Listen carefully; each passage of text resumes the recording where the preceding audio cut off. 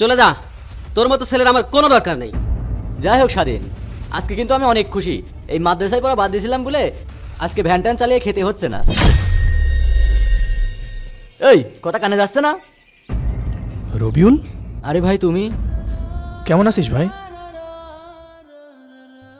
আমার অবস্থা তো ভালো, কিন্তু তোমার অবস্থা দেখে তো ভালো মনে হচ্ছে না। আমার অবস্থা ভালো মনে হচ্ছে না মানে? ঠিক বুঝলাম না। আরে আরে, তুই কি ভ্যানালাকে চিনিস নাকি? আরে বলিস না, এ তো আমার বড় ভাই। তাহলে তোর বড় ভাইয়ের এই অবস্থা কেন? তাহলে শোন, আজ থেকে 5 বছর আগে চলে যা, তোর মতো ছেলের আমার কোনো দরকার নেই। 2 দিন পর তুই কলেজে ভর্তি হবি, এরপরে সংসারের হাল ধরবি, আমাকে দেখাশোনা করবি। তা না, উনার মাথায় ভূত চেপেছে, উনি মাদ্রাসায় ভর্তি হবে।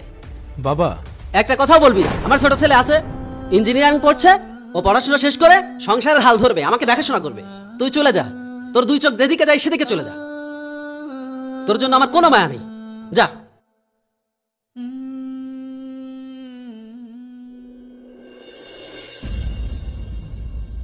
ভাগ্যিস তুই মাদ্রাসা না পড়ে কলেজে পড়েছিস, না হলে তো তোকেও আজকে ভ্যান চালানো লাগতো। কি বলছেন আপনি এসব? কেন, আমি কি ভুল কিছু বলেছি? আচ্ছা একটা কথা বলতো, তোর এত সুন্দর পোশাক দিল কে? যাই হোক, মানুষের দান সাদগা নিয়ে তোর সংসার মনে হয় ভালোই চলছে। তোর সাথে ভালোই মানাইছে রে। রবিউল, এসব কি বলছিস? তোর কথা ভুল হচ্ছে। ভুল হবে কেন? দেখলাম তুই প্যাসেঞ্জারের জন্য দাঁড়িয়ে আছিস, সেই জন্য পিছন থেকে তোকে ডাকলাম।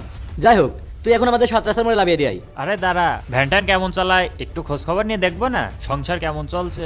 কিছু না হলেও তোর বড় ভাই বলে কথা। আমার সংসারের চিন্তা আপনার না করলেও চলবে। কিভাবে চিন্তা না করি বলেন? হাজার হলেও আপনি আমার বন্ধুর ভাই। হ্যাঁ হ্যাঁ, ঠিক বলেছিস। যাই হোক স্বাধীন, আজকে কিন্তু আমি অনেক খুশি। এই মাদ্রাসায় পড়া বাদ দিয়েছিলাম বলে আজকে ভ্যান ট্যান চালিয়ে খেতে হচ্ছে না। রবিউল, তুই কিন্তু একটু বেশি বলছিস। এই বাদ দে তো। আচ্ছা, 7 রাস্তার মোড়ে যেতে 2 জনকে কয় টাকা নিবেন? আরে আজব তো, আমি তোদের কাছ থেকে ভাড়া নিতে যাবো কেন? না না,